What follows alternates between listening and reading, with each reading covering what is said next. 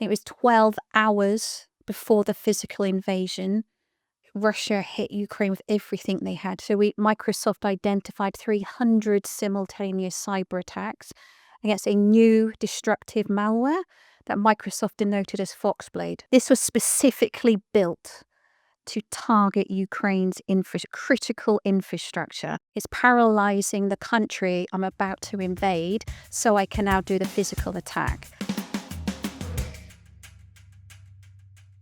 So many things to talk about today. I almost don't know where to begin, but I sort of do know where to begin, which is your.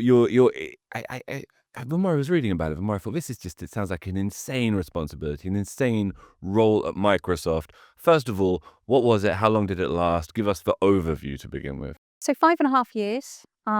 It was a hell of a journey, I have to say, and almost a surreal journey. But I started when we went into lockdown. And just immediately, just to dwell on that for a minute, how did the pandemic change the threat landscape and change the sort of focus of your role in that instance? Suddenly you have all of these criminals who can't move drugs anymore. So you got to think about just the drug trade on its own. When nobody is out on the streets, who are you selling drugs to? Was this Microsoft's concern? Well, you got to think about a lot of drug dealers who organized crime gangs still need to make money, but you have to keep evolving. So not only are you evolving because of what's going on around you, you're going to have to evolve to where your customers are. And as we said, your customers are not on the streets. You're not allowed on the streets. This would make a nice mafia keynote, wouldn't it? A mafia conference. You've got to stay agile and open to different opportunities. Well, it's crazy, isn't it? So what we found is a lot of organized crime gangs who are no longer able to traffic money, no longer able to traffic humans to the same extent. So what am I going to do to make money? I go to cybercrime. So in essence, what we saw was a huge increase on cybercrime as a service. How long did it take from lockdowns to the uptick in cybercrime? How long did it take to pivot? Matter of months. Within months. I think they are constantly evolving. And so we're always in this constant cat and mouse game. So in essence, they evolve. We bring out a security control. They have to evolve as well. So it's exactly the same principle. Yeah, as if they went from brick and mortar crime to digital. This is it was the same process. Thing. Suddenly the criminals were working from home, yes. basically. So I always say this is just normal human-to-human conflict. It's gone back from the very days of whenever humans start fighting each other. And all the thing that's changed is your tools have changed. Your motivation for why you're doing it has never changed. Your enemy may change, but ultimately what you're trying to do, how you're trying to do it, whether you're trying to make money, whether you're trying to move illicit materials, whatever the case, that still continues. You still have an objective. You still have a job to do.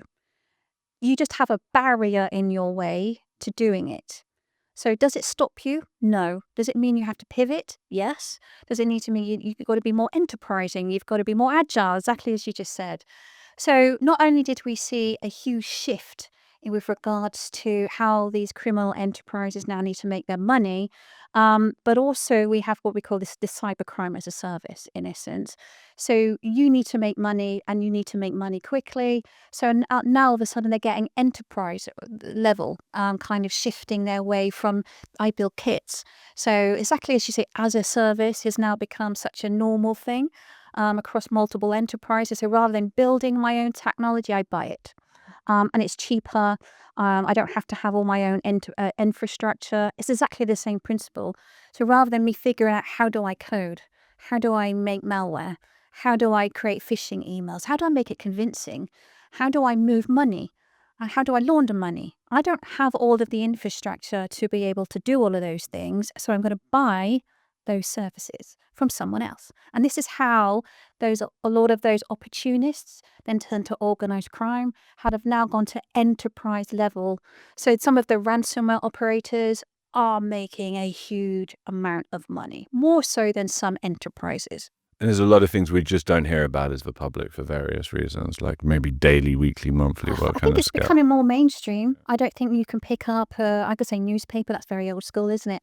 Some people still have newspapers, but let's say your tablet, you can't pick up a tablet, it's without some huge, massive security incident. just in the UK over the last few months, we've seen multiple retail attacks. We've now got automotive industry. And it's just people have almost kind of got blasé to it. It's just normal situation. But you've got to think about these threat actors are now moving from what we would say historically was disruption to destruction.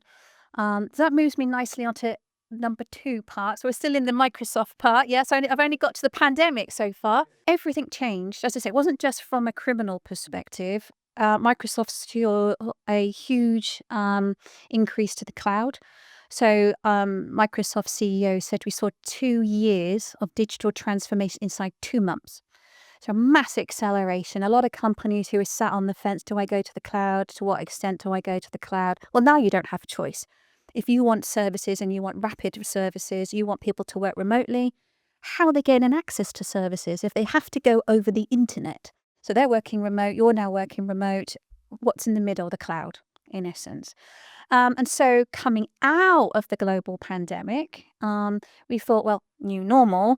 Are people going to go backwards? They didn't. They actually stayed. You know what? This hybrid working thing's got legs. Let's actually have the level of technology and capability that in theory enables people to work from anywhere, from any device at any time. So we've seen this constant moving of capability. And so the other thing that then happened is a huge spike in smart technologies. So we've gone from IT, traditional IT, to IoT. And the interesting thing is, we think about all of these sensors now. Your refrigerator's is smart. Everything's smart. Your lights are smart, and it's all of these things. The number of IoT devices that are coming online every minute is outstripping IT devices 3 to 1. Second event, major thing that's happening right now, continues to happen right now, is the Russian invasion of Ukraine. Right. And how did that impact you directly? Wow. In the role at Microsoft? Yes. So Microsoft found themselves in a very unique position. As well as being one of the biggest tech companies in the world, Microsoft also has one of the biggest wide area networks. So 350,000 miles of fiber and subsea cables is connecting all of that cloud infrastructure, connecting across the internet. You've got Xbox, so it's not just your traditional game, it's LinkedIn, it's all of those different capabilities combined. Now, Microsoft deploys huge amounts of machine learning, AI, so we generate huge amounts of telemetry data. Just to put that into perspective, today, we're generating about 84 trillion telemetry signals a day. When I joined Microsoft, that was 6.5 trillion. Because of that huge network, Microsoft probably manages about 1 billion IT devices. So endpoints, laptops, anything that's running Windows, in essence. 1 billion of those.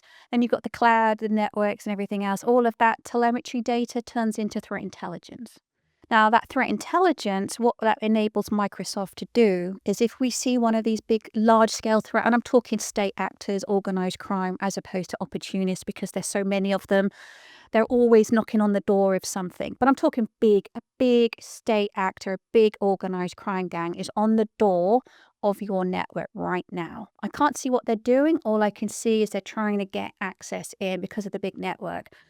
So Microsoft had always been doing what we call nation-state notifications, which in essence is, you're a federal government, you're a large institution, or whatever the case, I'm giving you advance warning to say, I think Russia, China, Iran, one of the big ones is on your door.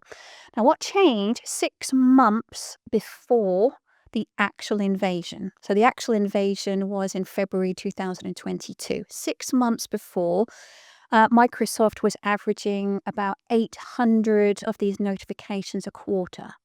It spiked 22,000 in 1 month. This was prior to the invasion still, so there was like a preparation on so we're online starting activity. to see a huge increase in activity. So then when you start to see this increase, this huge, and who are they targeting? So they're starting to target NATO. And by we this were able this to is- deduce it as Yes. So Russia's state actor, yes. or as Yes. probably, or as Yes. as So proxies. Microsoft is actively tracking a number of large-scale different threat actors, part of the threat intelligence. This is what enables us to develop the tools and technology, the know-how, the intelligence that kind of comes through that. And because you're actively tracking the large-scale ones, and we're able to give those notifications, we can see looks like Russia is actively targeting NATO countries, allied forces, defense organizations, different governments. So at the time, some of this was we're kind of theorizing why. So something's building. And in essence, what they're trying to do is they're either getting information, so they're using it for espionage, looking at policy. So what's your defense policy? What's your support like for Ukraine and different entities? So we're already sort of seeing this cyber element sort of building up, if you like, and that's starting to build and grow. Then you start to see an increase in what we call spear phishing campaigns, which in essence is high precision targeting of very specific individuals. So again, that could be specific individuals in Ukraine's government entities, military, the UK's military, the US military, any one of those supportive countries, let's say, or supportive institutions. And again, it's gathering information, it's posturing, it's preparing. And so when the troops started to build onto the borders of Ukraine, so I think at the time of the invasion, there was 190,000 of troops. Yeah. So they're preparing. You know that they're about to invade. You don't necessarily know when they're about to invade. So Microsoft now found themselves in a position where not only are we now protecting individuals, organizations, we're now in the world of having to protect a nation. Out of interest, how much of that Russia's scrutiny was on Ukraine and Ukraine businesses and Oh, huge amount. entities So itself? Yeah. I think Microsoft deduced every single Russian entity. So this can be Russian intelligence, Russian military, various different subgroups. It's just in exactly the same way that the UK and US, other countries have their own intelligence agencies. Some of those are internal, some of those are external. Every single one of them was trained on Ukraine, in essence.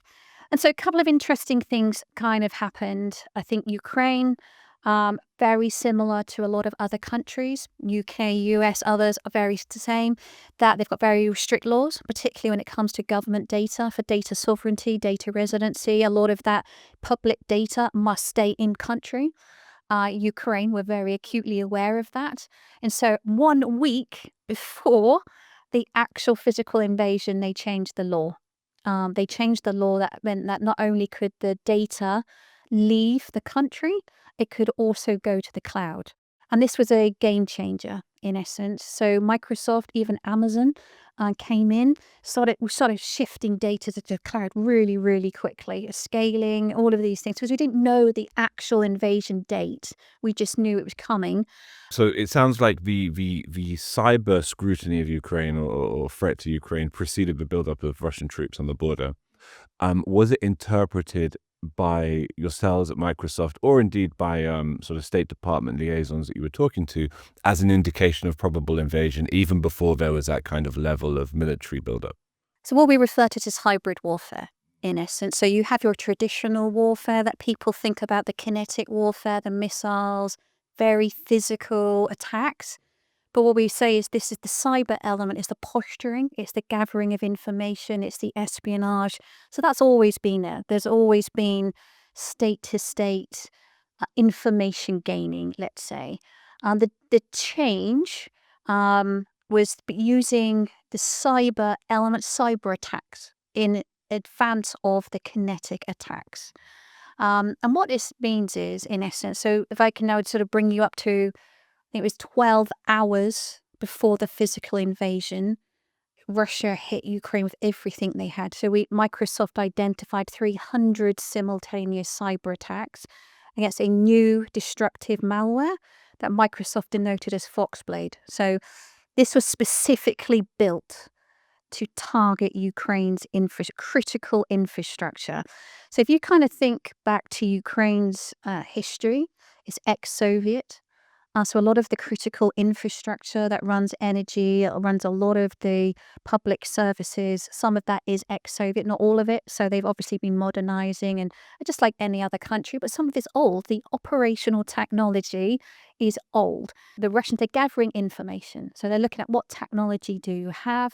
So the aim of doing what we call a destructive cyber attack, in essence, I'm trying to destroy your network. Think about it as ransomware without the extortion demand. So I'm encrypting your network. I'm wiping your hard drives.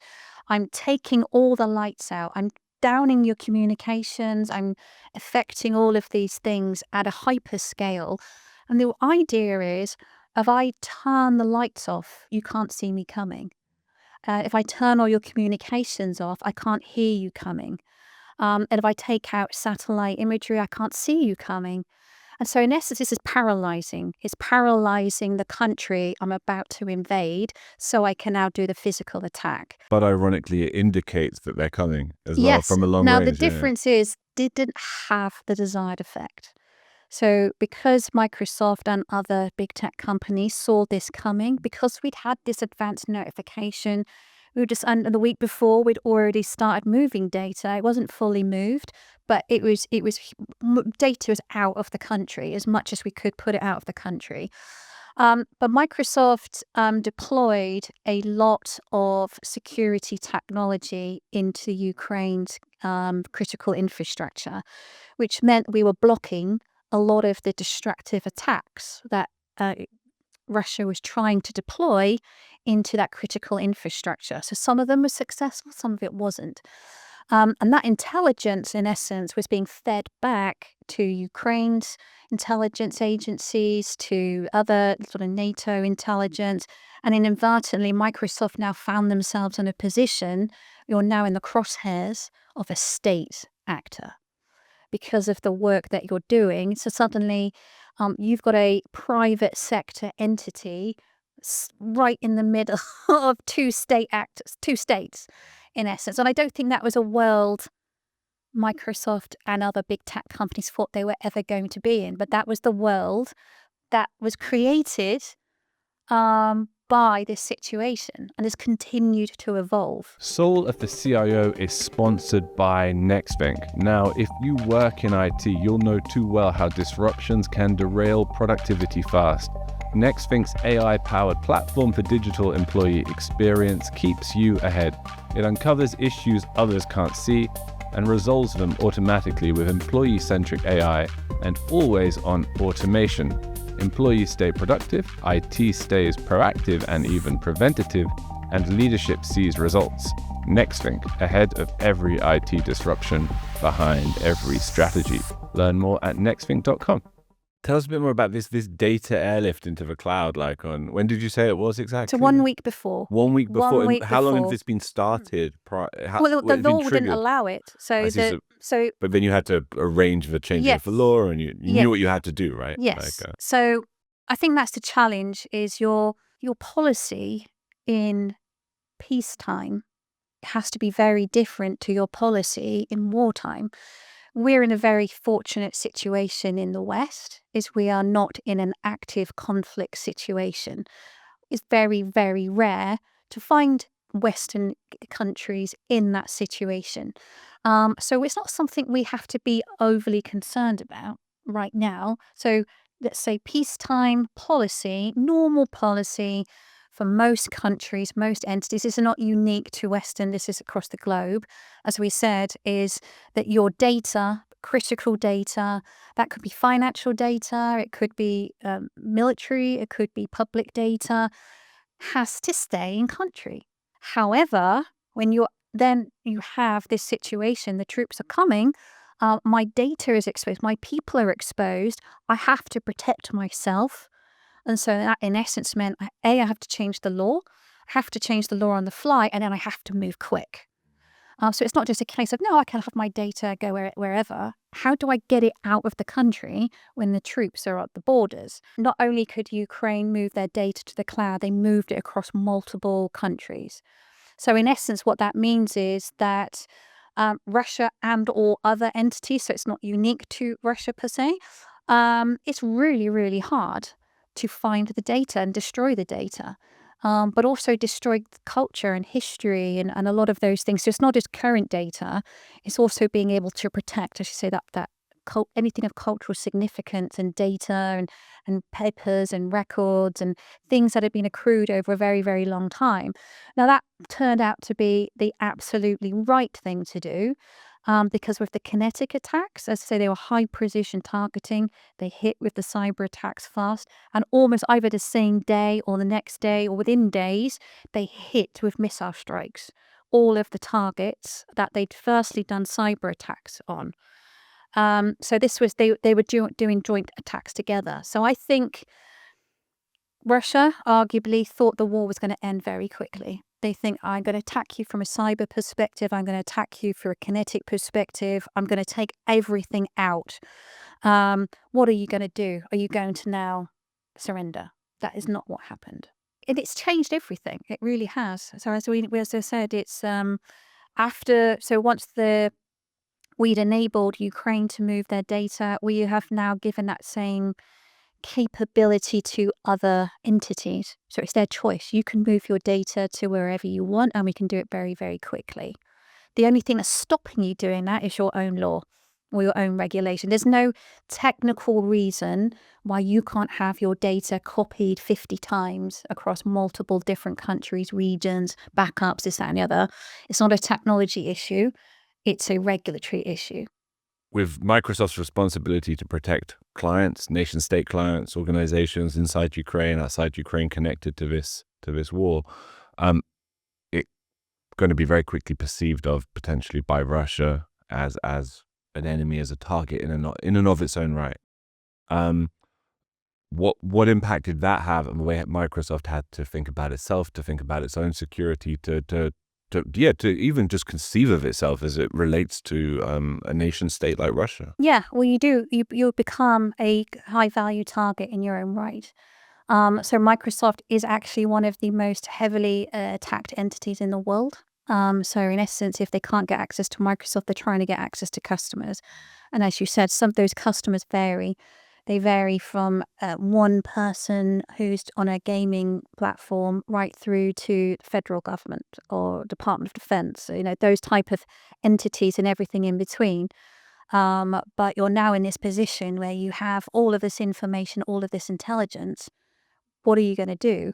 And interestingly enough, there was an executive order from the White House going back a couple of years ago. And again, this is after a series of high-profile attacks, so not unique to state actors per se. But as I was saying, we're seeing more and more big-scale attacks against critical infrastructure. The downtime is costing millions, if not billions, of economic impact. And so this executive order said we must have more public and private sector collaboration. Big tech, you need to help. These state actors, they're not just going after other states. They're also going after that big tech technology at the same time because of the dependencies that a lot of these entities have if it's through intelligence, it's through networks, it's through hosting data, it's through hosting other services. So if I want to cause as much damage as possible, who am I going to go after? Do I go after every entity, or do I go after the thing that's hosting all of these entities? And that's what we're seeing. We're seeing these bigger targeted attacks, which is having a ripple effect.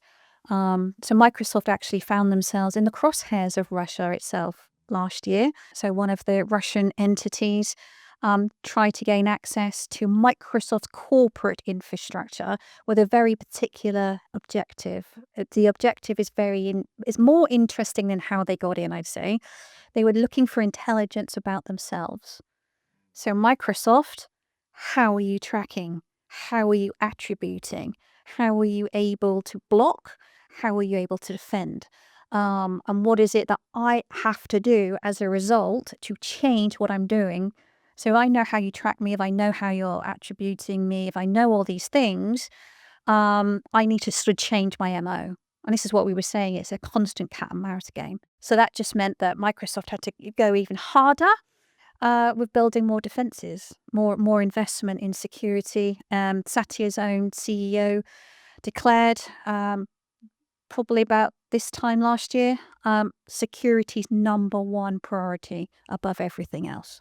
And that's a bold statement when you think about how big Microsoft is, and you think about the investments that are being made in AI and all of the different technologies, when your CEO says number one priority. And this has been instilled across every single person. So there's 220,000 people work at Microsoft. Interesting, a quarter of those people joined since COVID.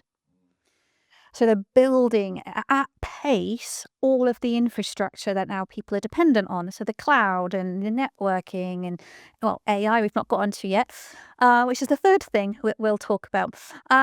But that means when you have so many dependencies, you have a duty of care, ultimately, not only to keep the data safe, but to innovate. So we're reacting to what's going on in the outside world. So geopolitics is playing hugely. The will, the desire, the motivation of these big scale state actors who also have huge amounts of capability and whatever they're doing. As I said, the amount of money and capability that's being built by organized crime and others is we can't wait to see what happens and then we react to it. We've got to build in advance, but also the regulatory environment is constantly changing, constantly shifting. So we can't be in a situation where country X or region Y turns around and says there's a new regulation coming out on Monday. Scratch head, what do we do about it? That means all of that capability has to be built into the platform before any customer can even think about adopting it. One of the sort of themes in your writing has been this concept of patterns of crises, right? Not just hinging upon cyber crises as of the sort we've just sort of detailed, but other forms. What did I note down? It started from talking to people about the Piper Alpha oil rig disaster, which in the year was at the late 80s, right? There's many. Maybe start with that influence on your thought, and from there kind of develop this theme of the non-cyber crises and what we can learn from that as we attempt to kind of develop the right systems. So Piper Alpha disaster, 1988. It was all over the TV. I used to just think accidents happened, and that they're just unfortunate accidents. And okay, these things just happen out of the blue. But the public inquiry report. So the sad thing is, to have a public inquiry, you have to have had an incident of such magnitude that it's in the public interest. So whether that's a financial crisis, or you've had one of these major cyber attacks, or you've had an industrial accident that's caused multiple And fatalities. Piper Alpha was a conflagration on an It oil was. rig, right? That It killed was. hundreds. It was under 100 people, but it had a devastating impact, very visible impact as well.